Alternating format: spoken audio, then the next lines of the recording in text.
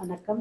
நற்பவி divine magic channel பார்க்குற எல்லாருக்குமே வந்துட்டு எல்லாமே நல்லதே நடக்கணுன்றது தான். நற்பவின்ற வேர்டு வந்துட்டு நல்லது மட்டுமே நடக்கக்கூடிய ஒரு வேர்டு. சித்தர்கள் சொல்கிற ஒரு வேர்டு அது.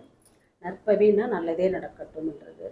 ஸோ டிவைன் மேஜிக் சேனல் பார்க்குற அத்தனை பேருக்கும் நல்லது மட்டுமே நடக்கட்டும். நற்பவி.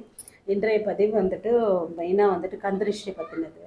நம்ம வந்துட்டு எவ்வளோ வந்துட்டு நல்லா இருப்போம், சுறுசுறுப்பாக இருப்போம், ஒரு ஃபங்க்ஷனுக்கு எதுக்கோ போயிட்டு வருவோம். திடீர்னு பார்த்தா ஒரு அசதியாக இருக்கும், அது கண்ணெரிச்சல் இருக்கும். கந்திருஷ்டின்றது நமக்கே நல்லா தெரியும்.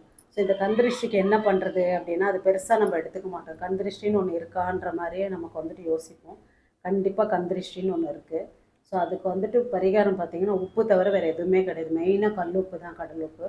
ஸோ இந்த கல்லுப்பு வந்துட்டு எப்படி யூஸ் பண்ணணும், நம்ம சுற்றி போடுவோம் குழந்தைங்களுக்கு திருஷ்டி பட்டு சும்மா அழுதுகிட்டே இருக்காங்க, சாப்பிட மாட்டாங்க, அந்த மாதிரி ஒரு மாதிரி குழந்தைங்களுக்கு சுற்றி போடணும். நமக்குமே பெரியவங்களுக்குமே பண்ணலாம். உப்பு போட்டு குளிக்கலாம். கல் உப்பு போட்டு ஒரு பக்கெட் தண்ணிக்கு ஒரு கைப்பிடி அளவு உப்பு போட்டுட்டு, நீங்கள் கேட்ட பாத்ரூம்லேயே ஒரு கிலோ உப்பு கல்லுப்பு வாங்கி கொட்டி ஒரு பாக்ஸில் வச்சுட்டு ஒரு ஸ்பூன் எப்போல்லாம் உங்களுக்கு அந்த மாதிரி இருக்கும் ஒரு ஸ்பூன் போட்டு குளிக்கலாம்.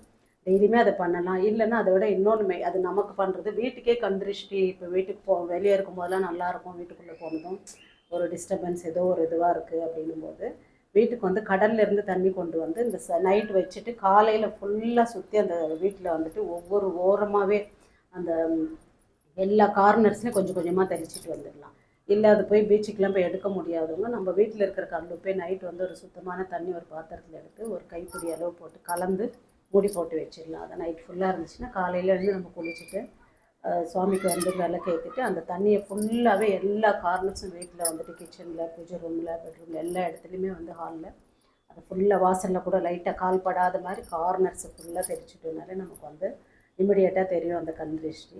இன்னொரு பரிகாரம் ரொம்ப சிம்பிளானது, அது தேங்காய் தான். தேங்காய் வந்து இப்போ ஒரு சண்டே போல் வீட்டில் எல்லோரும் இருக்காங்க அப்படிங்கும்போது எல்லாருமே உட்கார வச்சு யாராவது வயசானவங்களை கூப்பிட்டு சுற்றி அதை செதற தேங்காய் மாதிரி உடச்சிடலாம். ஸோ இது கந்திருஷ்டியெல்லாம் வந்து அந்த காலத்துலேருந்து இருந்துட்டு தான் இருக்குது. இப்போ நம்ம அதை பெருசாக இது பண்ணிக்க மாட்டுறாங்க. தெரிஞ்சவங்க வந்துட்டு கந்திருஷ்டி அதுக்கு என்ன பண்ணுறதுன்னா, கருப்பு கயிறு கையில் கட்டிக்கலாம். இல்லைன்னா கருப்பு பொட்டு தெரிகிற மாதிரி வச்சுக்கலாம் நெத்தியில். இப்போ பசங்க வச்சு குட்டியாக அது வைக்கிற பொட்டே தெரியாத மாதிரி தான் வச்சுக்கிறாங்க.